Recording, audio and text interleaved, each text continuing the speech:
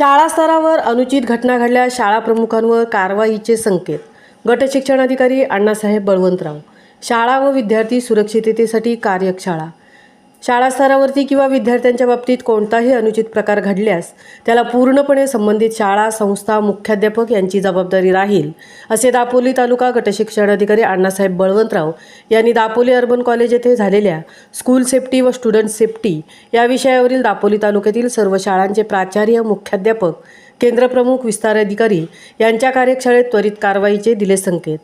बदलापूरच्या घटनेने पूर्ण महाराष्ट्रात विद्यार्थ्यांच्या सुरक्षिततेचा प्रश्न गंभीर होत असल्याने दापोलीत अशी कोणतीही घटना घडू नये याकरता दापोली येथे जिल्हा परिषद तसेच सर्व माध्यमांच्या माध्यमिक शाळांचे मुख्याध्यापक व पर्यवेक्षीय यंत्रणा यांची एक दिवसीय मार्गदर्शनपर कार्यशाळा श्रीमती राऊत व श्रीमती गुजर, पोलीस अधिकारी दापोली यांच्या उपस्थितीमध्ये घेण्यात आली.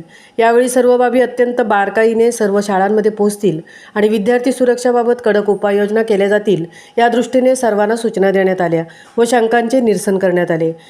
1. बालहक्क संरक्षण कायद्यानुसार सर्वच बालकांच्या हिताचे हक्काचे रक्षण करणे. 2. शाळास्तरीय सखी सावित्री समिती कर्तव्य आणि जबाबदारी.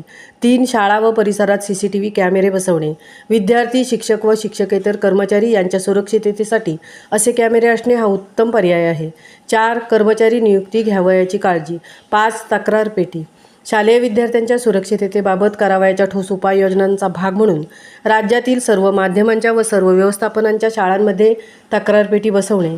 तक्रारपेटी उघडण्याबाबत तसेच त्यात प्राप्त झालेल्या तक्रारीवर करावयाच्या कार्यवाही संदर्भात सदर परिपत्रकान्वये सविस्तर सूचना देण्यात आल्या आहेत.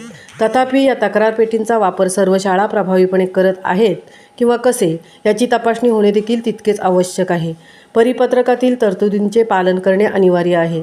यासाठी शाळेच्या मुख्याध्यापकांस व्यक्तिशः जबाबदार धरण्यात येईल. यात कसूर झाल्याचे आढळून आल्यास मुख्याध्यापकांवर शिस्तभंगाची कारवाई करण्यात येईल. असे वरील सर्व शासन निर्णयावरती सखोल चर्चा व मार्गदर्शन करण्यात आल्यानंतर बळवंतराव यांनी उपस्थितांना सांगितले.